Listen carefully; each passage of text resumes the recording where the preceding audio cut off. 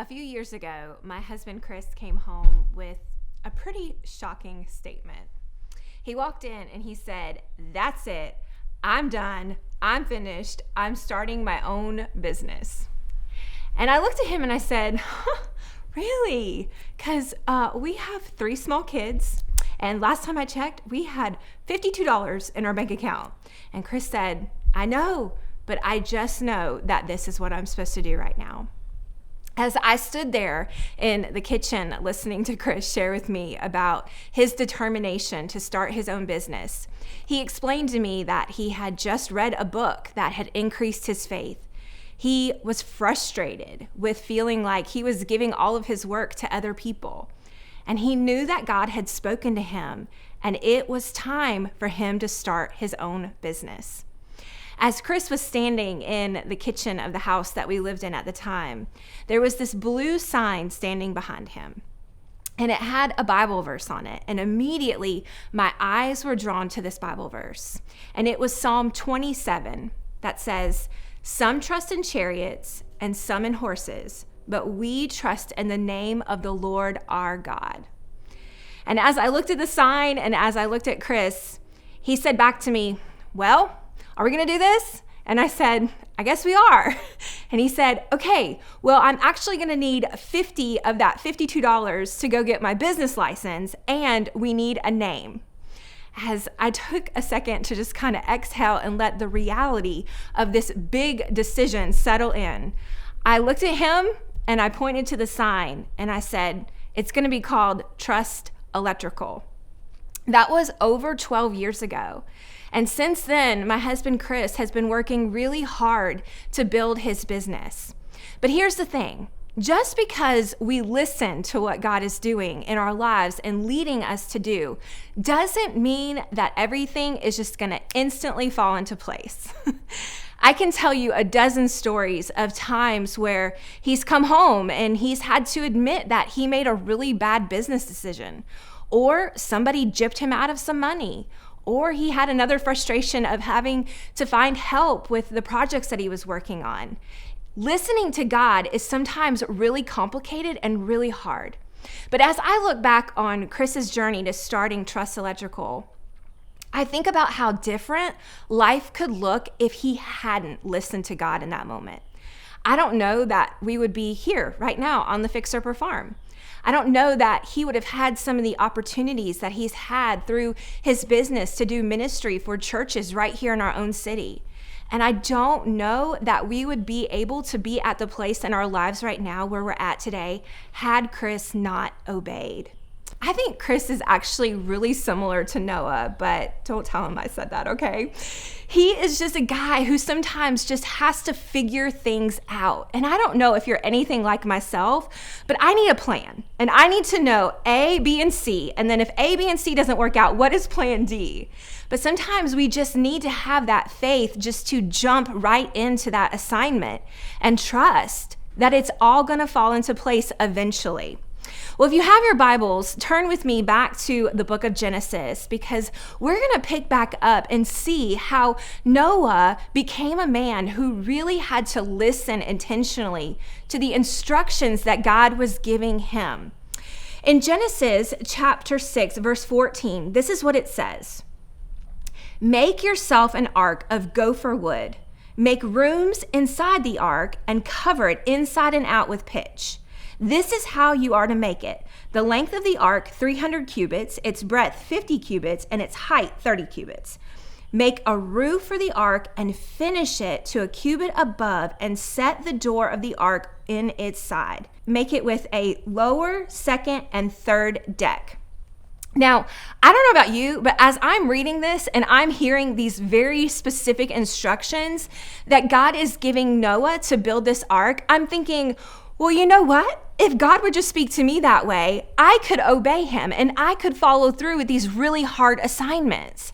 And sometimes listening to God feels a little bit strange. It feels a little bit weird. And we're going to talk next week about how to push through your own personal doubt of listening to God. But today, I want us just to lean in for just another minute and listen to some of the instructions that God gave Noah, but then I want you to see what happened, okay? So going back to verse 17, we really start to see the severity of this assignment that God was giving Noah in this season. He starts to tell Noah that he's going to bring a flood of waters, and it's going to cover the earth, and it's going to destroy all of the flesh, and everything that has breath that is not in the ark is going to be destroyed. Now, when I was reading this, I kind of had a little bit of a gut check for a second. I've heard Noah's account a dozen times, and I'm sure you have too. But when I started to think about what that would have been like to really comprehend that every living thing would be destroyed, I started to think about how Noah may have felt about his friends, his family, his animals that maybe were not going to be on the ark, the children that he would pass in the market on the weekends. And when you start to really think about how severe this was going to impact Noah's community, his life, and the future of the world, we can start to look at this and maybe we might just say, this just feels like it's mean. And in this story, in this account of Noah, we can either see this as God's meanness or we can see it as God's mercy. Because really, God could have made the decision to just completely wipe out humanity. He could have said, that's it, I'm done with these people, I'm fed up, I'm finished, I'm just gonna wash it all away and be done with humans. But he was merciful in this moment. Because even though this assignment was really hard and it was really messy and it was really complicated, God still showed his mercy by allowing Noah and his family and all these animals to come into the ark. And because of that mercy, you and I are here today, and we have the opportunity to continue to listen to God. So in the next few verses, God continues to go on and say, Noah, you're to bring your sons, your wife, and your sons' wives with you. You're to bring all flesh. You shall bring 2 of every sort into the ark and keep them alive. Like that feels a lot right there, just to keep the animals alive, right? Sometimes on the Fixer Per farm, I think, oh my goodness, if I just have to feed one more animal and if I just have to keep one more person alive today, I mean, my animals are not people, but you know what I'm saying.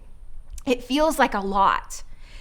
And then God continues to say, you also need to take up the food and store it. Like, think about what this would have been like. And at this point, Noah really doesn't have a timeline of how long they're going to be in the ark and how long is the water going to really cover the earth. So it's this massive, big assignment. But then we arrive in verse 22, and this is where we see Noah make the second decision to listen to God. It says, Noah did this. He did all that God commanded him. Noah did this. He did all that God commanded him. You know, one of the things that feels a little frustrating to me is that we don't have any dialogue to study with Noah, right? Like there's no wrestling with God and there's no being angry at God and talking to his wife and talking to his kids. But we see this pattern not only in this chapter, but in chapter 7 as well. God commanded and Noah obeyed. Remember, we talked about how obedience stems from an action and an action stems from a decision. And so we have to keep making the decision to walk with God and to listen to God. And that's going to help us move into our next decision next week to rise above the doubt. But we got to stay here this week. We got to let God speak to us. So here's 2 things I want to leave with you before we wrap this up, okay? Because I know you're like, but Nicki, how does God speak to me? How am I going to know that this is actually God telling me to do this? How did Chris really know in that moment that he was really supposed to start that company? How did you have that confirmation? Well, here's what I would tell you. You don't always know. We're going to talk about that next week. Sometimes we do get it wrong. But having faith is really about taking a risk. It's about taking a leap, jumping in and doing the hard thing, not knowing what the outcome is going to be. Chris had no idea that that business was going to do what it's done today. It was a risk. It was a jump. It was a leap of faith, but he did it. Okay, so 2 things I want to tell you. Number 1, if it feels like God is quiet in your life, it is time for you to get quiet. It's time for us to get quiet. And I know when we're wrestling through doubt and when we're going through hard stuff, guess what? I want to call my friend Christy. I want to call my friend Elle. I want to call Chris. I want to call somebody to tell them what is happening in my life. But what happens is when we start to bring all this noise inside of us and around us, we start to hear a lot of opinions. And God is not really concerned about opinions. He's concerned about obedience, okay? So there is a time to listen to wise counsel, and we'll talk about that in the next few weeks. But there are times when we just need to get quiet with God, and we just need to be still and listen to what he is saying to us. But the second thing I want to affirm over you is that sometimes God will ask us to do things that makes no sense. This assignment that he had given Noah, it did not make a lot of sense to a human mind. Chris walking in and telling me about this business and telling me he needed to take the $50 out of our account and leave us with $2, it didn't make a lot of sense in the moment. But faith doesn't have to make sense for it to work. And so as you continue to listen to God and you decide that you are going to follow through with these hard things, I want you to also remember this. God will never tell you to do something that goes against his word. And you're going to study all about that this week. He will affirm what he's doing in your life through this book right here. So I believe that you can walk with God and you can listen to God. And it's a decision that you can make again and again and again. And it's going to lead to a life filled with obedience. All right, next week we're going to be back as we talk about this third decision to rise above the doubt. And we're going to wrestle through some of those naysayers in your head and some of those places where maybe you just aren't sure you should keep moving forward. I'll see you next time.